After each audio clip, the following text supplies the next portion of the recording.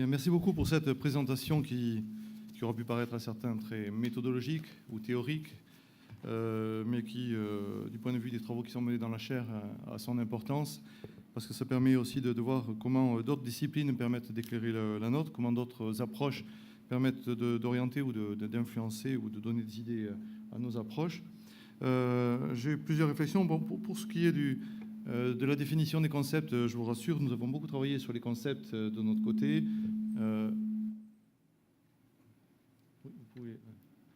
Nous avons beaucoup travaillé sur les concepts de notre côté, dans le champ des études de défense et de cybersécurité, des travaux de la chaire ou dans d'autres chaires ou au niveau académique. On a bien balisé quand même ce qu'est la cybersécurité, la cyberdéfense, le cyberconflit, etc. Et l'essentiel de nos travaux a porté d'ailleurs sur tous ces objets depuis plusieurs années. Donc là, on a quand même assez bien balisé le champ. La difficulté qui reste à faire, c'est de passer à la frontière pour aller leur donner un sens dans une autre discipline qui est l'économie. Donc là, il y a peut-être un travail de redéfinition ou de reformatage de ces définitions conceptuelles qui est à faire. Ça, c'est la première remarque. La deuxième remarque, c'est lorsque j'ai essayé d'organiser ce colloque, je suis allé voir justement dans diverses disciplines qu'est-ce qui pouvait être mis en perspective avec nos questions de cybersécurité. Je suis donc allé voir du côté des maths, on avait un maths ce matin, de la sociologie, etc. Donc l'essentiel des travaux que j'ai pu trouver relever plutôt de la sociologie d'ailleurs, notamment ce qui relève de l'économie de la cybercriminalité plutôt que de cybersécurité pure. Mais par contre, quand je suis allé voir ce qui se faisait du côté des études de défense, alors j'y suis peut-être allé sans m'attendre vraiment à trouver grand-chose de merveilleux, mais le problème, c'est que j'ai rien trouvé. C'était pas un petit peu ou quelque chose, c'était vraiment rien du tout. Ce qui m'a d'autant plus étonné que aujourd'hui, les études de défense doivent, et si ce n'est pas le cas, devraient intégrer toutes ces questions cyber. Le cyber est quand même transversal ou essentiel aux transformations des armées, des forces de la défense. Dans les stratégies de défense, la dimension cyber est majeure et essentielle. Donc j'étais quand même malgré tout étonné de ne rien trouver dans les travaux d'économie de défense qui traiteraient d'économie du cyber dans la défense. Alors peut-être que c'est le cas en France et qu'il y a des choses qui se font à l'étranger. De la même manière qu'en économie de la cybersécurité, on n'a pas grand-chose en France, mais l'essentiel se fait à l'étranger, notamment en Europe. On trouve des choses au Royaume-Uni, en Allemagne, aux Pays-Bas, en Italie. Nous avions ce matin Fabio Bisogni, dans des projets qui sont issus de travaux financés d'ailleurs par la Commission européenne. D'ailleurs. Mais effectivement, il y a beaucoup de travail à faire, mais j'étais assez étonné de ne rien trouver du côté de l'économie de la défense.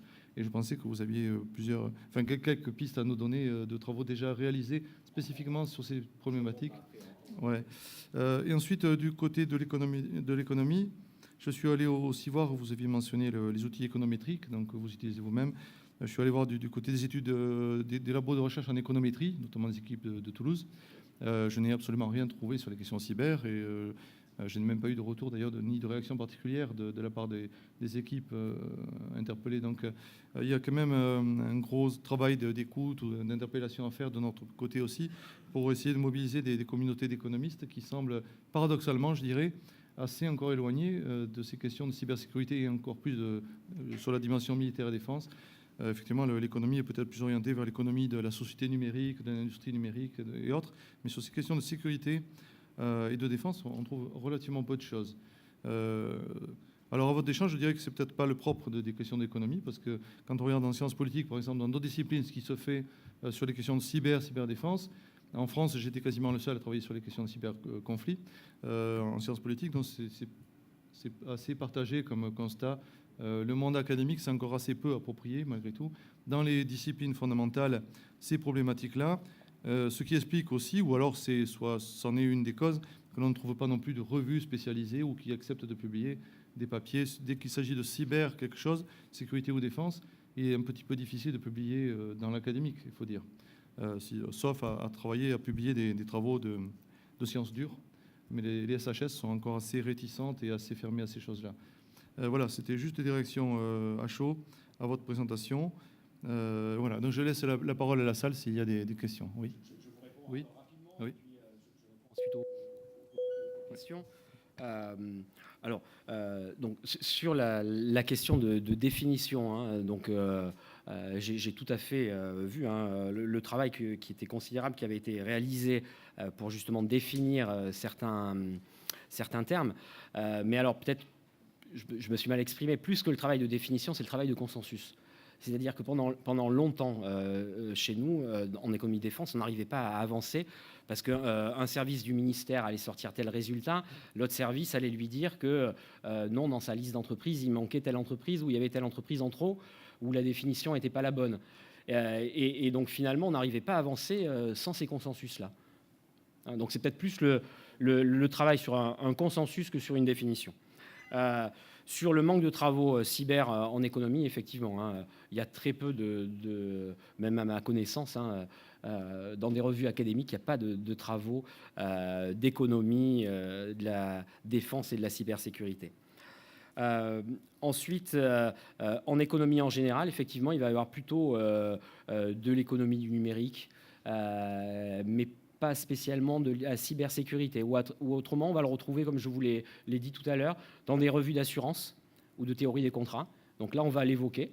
Mais ça ne sera pas forcément l'objet d'étude. L'objet d'étude, c'est proposer un contrat d'assurance, où on le retrouve également beaucoup dans toutes les revues banque, finance, monnaie, sur la fragilité d'un système bancaire.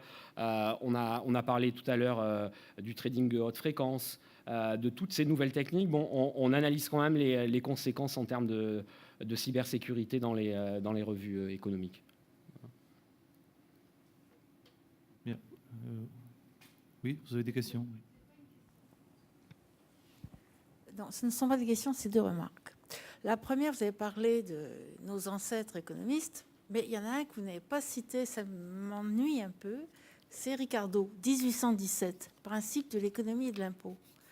Et principe de l'économie et de l'impôt, ça veut dire que les pouvoirs régaliens concernent la monnaie, la fiscalité et la sécurité. Ces trois points sont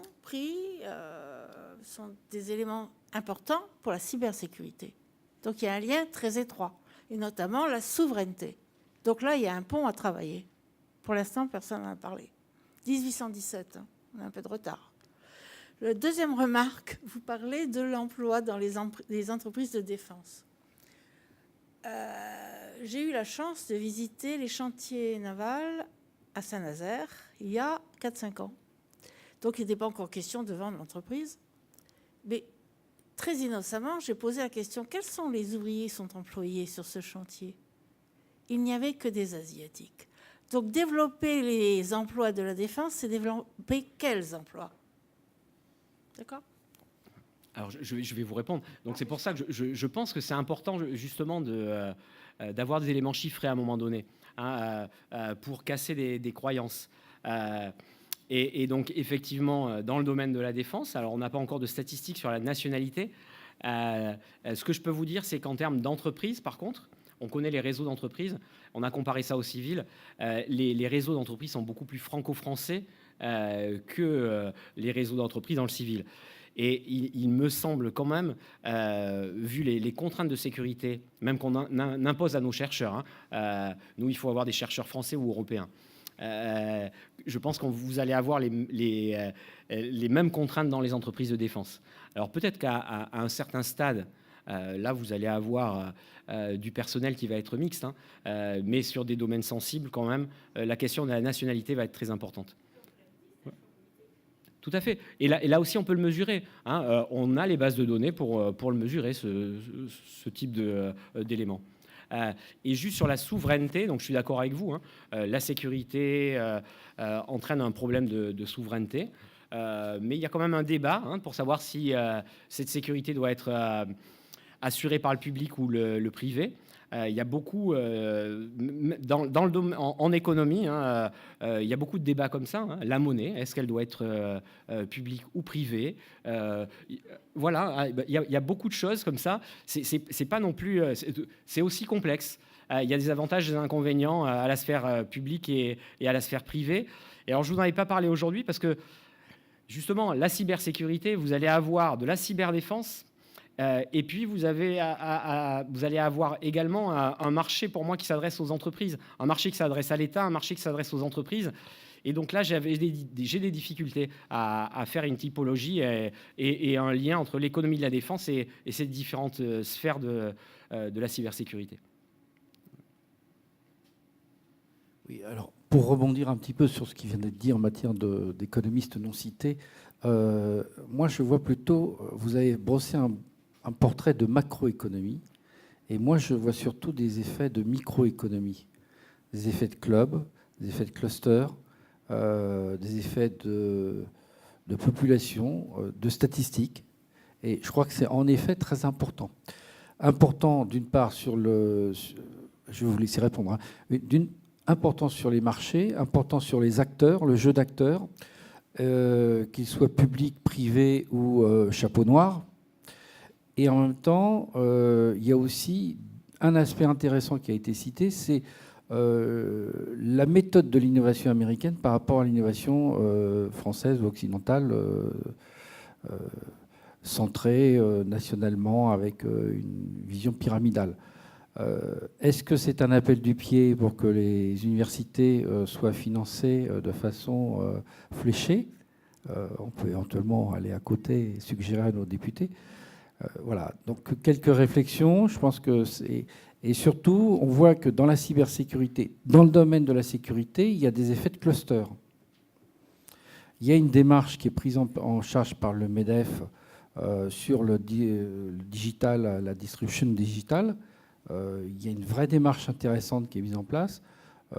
Donc l'ensemble du jeu d'acteurs est en train de se mobiliser pour... il y avait les ESSD qui sont aussi mobilisés parce qu'ils s'aperçoivent qu'ils perdent des marchés, ils ont un effet d'échelle qui ne leur permet pas d'acquérir des marchés. Je crois qu'il y a en effet des éléments intéressants. L'aspect microéconomie me semble une piste intéressante. Merci.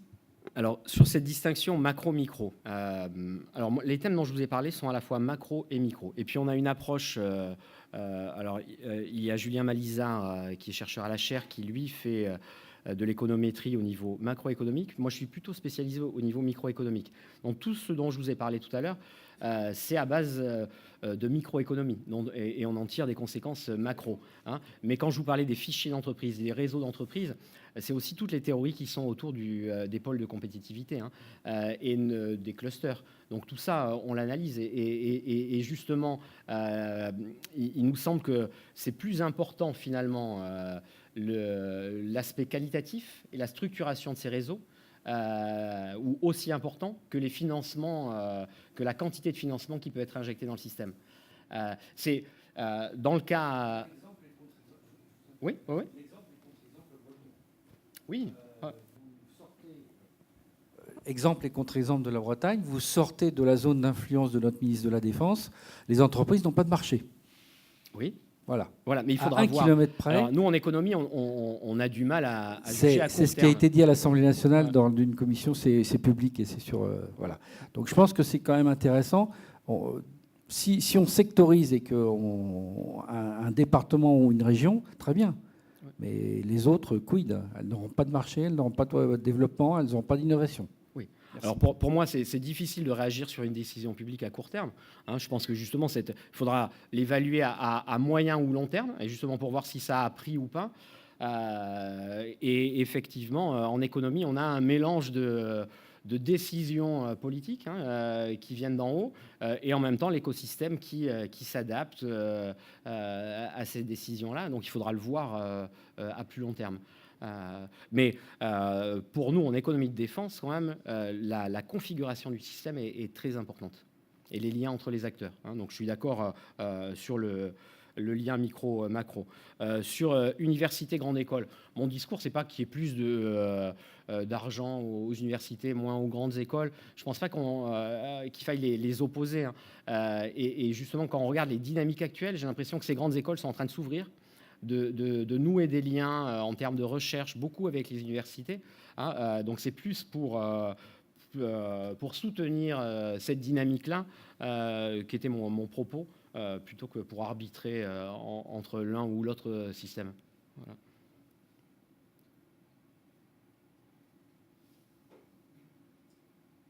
Bien, donc s'il n'y a pas de questions complémentaires, nous allons remercier Jean Belin pour cette présentation. Merci beaucoup.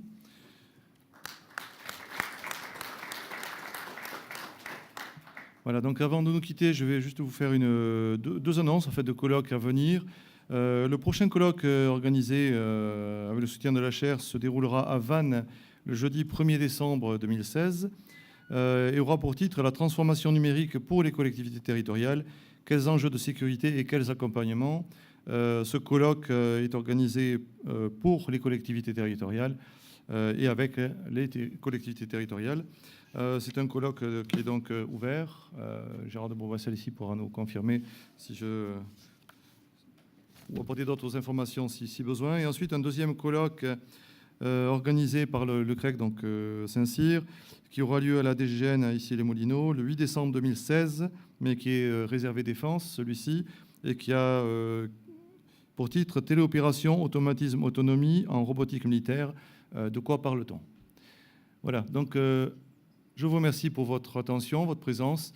Je vous informe que les présentations d'aujourd'hui seront pour l'essentiel mises en ligne rapidement sur le site de la chaire, que des articles de synthèse sur chacune des présentations seront également fournis sur le site de la chaire et que vous pourrez donc les consulter très rapidement et nous recontacter éventuellement si vous avez des questions complémentaires sur ces contenus.